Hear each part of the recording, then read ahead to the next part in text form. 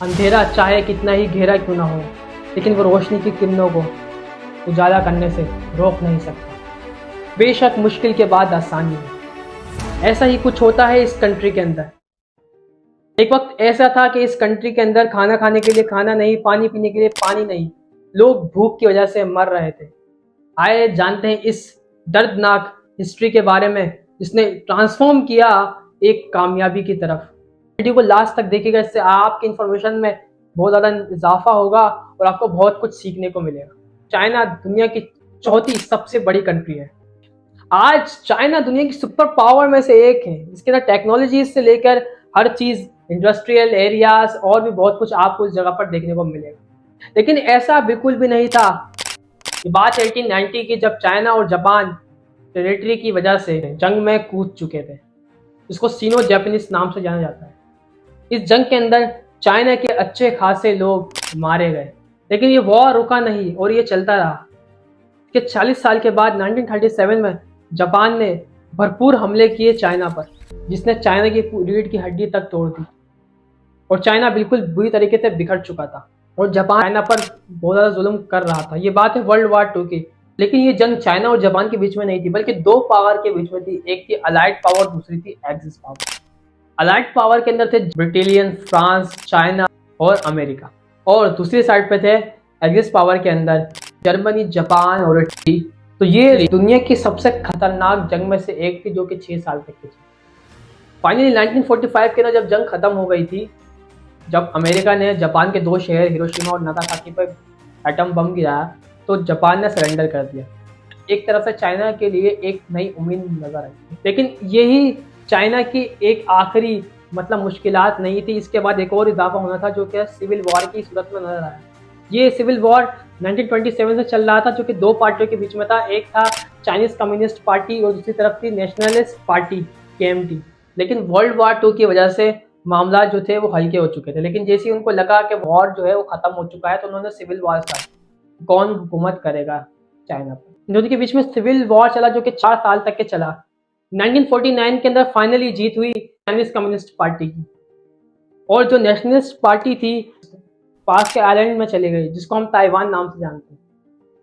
लेकिन जो main country थी चाइनीज की, वो चाइना ही था। इसके अंदर अब हुकूमत शुरू होती है माओ जेडोंग की। 1 अक्टूबर 1949 में रिपब्लिक ऑफ चाइना जो दुनिया के अंदर वजूद में आती है, वहाँ पे हुकूमत शुरू होती है माओ जेडोंग, जो चाइनीज कम्युनिस्ट पार्टी के लीडर होते हैं। माओ जेडोंग 1958 के अंदर एक कैंपेन चलाते हैं, ग्रेट लीप फॉरवर्ड कैंपेन। इसका मकसद ये था कि कंट्री के अंदर इकोनॉमिकली ग्रोथ और कल्चरली ग्रोथ को लेकर आना। तो इसमें दो मेन पॉलिसी थी। पहली पॉलिसी ये थी कि ज़मींदारों से ज़मीन छीन के किसानों को दे दी जाए, ताकि वो एग्रीकल्चर की डेवलपमेंट पर काम कर सकें। लेकिन ऑफिशियली तौर पर देखा जाए तो वो ज़मीनें किसान को नहीं दी गई, बल्कि वो ज़मीनें हुकूमत की थी। हुकूमत जो थी वो अपनी मर्जी से वहाँ पर जो है फसल उगाती थी, और जितनी भी फसल उगती थी वो सबका सब जो प्रॉफिट था वो हुकूमत के पास जाता था। यानी कि इससे किसान को कोई भी फ़ायदा नहीं था। और दूसरी तरफ इंडस्ट्रियलाइजेशन पे भी उन्होंने बिल्कुल सेम यही किया। उसमें जो वर्कर्स काम करते थे उनकी मर्जी से कुछ भी नहीं हो सकता था। हुकूमत बताती थी कि ये करना है, और जो भी इसका प्रॉफिट होता था वो सारा कहा जाता था हुकूमत के पास। तो जाहिर सी बात है इसमें किसी भी वर्कर्स का या किसान का कोई फ़ायदा नहीं था। तो प्रोडक्टिविटी में कमी आती दिखाई गई, और चाइना के अंदर हालात इतने ख़राब हो चुके थे कि लोग भूख और प्यास की वजह से मर रहे थे। 1959 से लेकर 1961 तक के चाइना के अंदर दुनिया का सबसे खतरनाक फेमाइन आया। 30 मिलियन लोग जो है वो मारे जाते हैं भूख की वजह से। इसको दुनिया का डेडलिस्ट हिस्ट्रिकल फेमाइन माना जाता है आज के दौर में। फिर उसके बाद जो अवाम जो थी क्रिटिसाइज करने लगी माओ, लेकिन माओ अपनी गलती को मानने के बिल्कुल खिलाफ था। फिर इसके बाद एक और पॉलिसी लॉन्च की 1966 के अंदर माओ जेडोंग ने, जिसका नाम था कल्चर रिवोल्यूशन। अब आपको लग रहा होगा कि इस नाम से कि कल्चर के रिवोल्यूशन पर काम करना, लेकिन इसका मतलब ये नहीं था, बल्कि इसका मतलब ये था कि माओ के हाथों कंट्रोल देना और ऑपोजिशन को सरप्राइज करना। यानी कि माओ ने एक आर्मी बनाई, एक ऐसी आर्मी जिसका नाम था रेड गार्ड। ये स्टूडेंट्स की आर्मी थी, जो कि माओ के लॉयल सोल्जर्स थे। इनका मकसद ये था कि जो भी माओ के खिलाफ कुछ बोलता, ये उनको टारगेट किया करते थे। यानी कि कोई भी पार्टी अगर माओ के खिलाफ जाती तो ये उनको टारगेट करते, या फिर कोई भी लोग माओ के खिलाफ कोई भी बात करते हैं, किसी भी पॉलिसी के खिलाफ बात करते हैं, तो ये लोग जो है उसको टारगेट किया करते थे। तो लोगों के दिल में जो था रिवोल्यूशन के नाम से डर फैल गया, और आहिस्ता आहिस्ता देखते ही देखते हालात इतने ज़्यादा ख़राब हुए कि जो रेड गार्ड जो थे वो आपस में ही लड़ने लग गए। तो फाइनली माओ को रियलाइज़ हुआ कि कल्चर रिवोल्यूशन नाम से जो है डर फैल रहा है और इससे हमारी हुकूमत को भी नुकसान हो सकता है। तो उन्होंने 1968 के अंदर जो था वो रेड गार्ड को ख़त्म कर दिया। ऐसा नहीं है कि माओ के दौर में सब चीज़ें बुरी हुई हों, बल्कि माओ के दौर में कुछ चीज़ें अच्छी हुई, जैसे कि एजुकेशन को लेकर इन लोगों ने सेकेंडरी और प्राइमरी स्कूल खोले जो मिलियन से भी ऊपर थे। मतलब इतनी ज़्यादा ग्रोथ देखी गई स्कूल और एजुकेशन के हवाले से। तो 1976 के अंदर जब माओ दुनिया से रुखसत हो गए थे, लेकिन चाइना के अंदर फिर भी कोई सुधार नहीं देखने को मिला।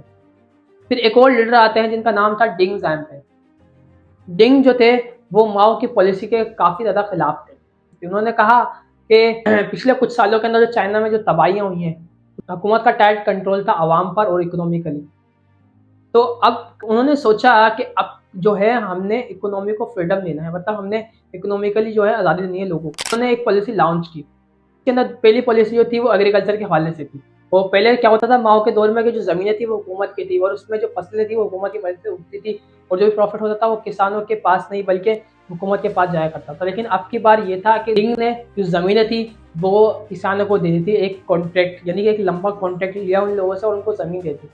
अब जो ज़मीनें किसान के पास थी वो किसान अपनी मर्ज़ी से जो थे वहाँ पे जो है वो फसल उगा सकते थे, और एक लिमिट सेट की गई कि इतनी लिमिट के अंदर आपने जो है हुकूमत को जो है फसल देनी है, बाकी जो ज़्यादा होगा वो प्रॉफिट जो है वो किसान अपने पास रख सकते हैं। तो इससे क्या हुआ, किसानों में मोटिवेशन जागा और उन्होंने मेहनत करना शुरू की, और देखते ही देखते प्रोडक्टिविटी में इजाफा हुआ चाइना की बनस्बत पहले से। और सेम इन्होंने बिल्कुल इंडस्ट्रीज पे यही पॉलिसी लागू कर दी। यानी कि पहले क्या होता था कि माओ के दौर पर सारा का जो कब्जा था हुकूमत का था, लेकिन अब की बार क्या हुआ कि जो इंडस्ट्री की जिम्मेदारी थी वो मैनेजर्स को दी गई और एम्प्लॉयज को दी गई। उनको बोला गया कि जो भी आपको बेहतर लगे, जैसे जिस प्रोडक्ट में आपको जो है ज़्यादा ग्रोथ मिले वो प्रोडक्ट जो है आप वो बनाएं, ठीक है, और अपनी मर्जी से उसे प्राइस रखें, और जो भी होगा वो सब आप खुद ही देखेंगे। तो एम्प्लॉयज के अंदर एक ऑनरशिप पैदा हुई, यानी कि उनको लगा कि कंपनी जो है वो हमारी है, तो उन्होंने जो मेहनत थी वो डबल से ट्रिपल कर दी, और ऐसी मेहनत करी कि देखते ही देखते इंडस्ट्रियाँ बढ़ने लगी।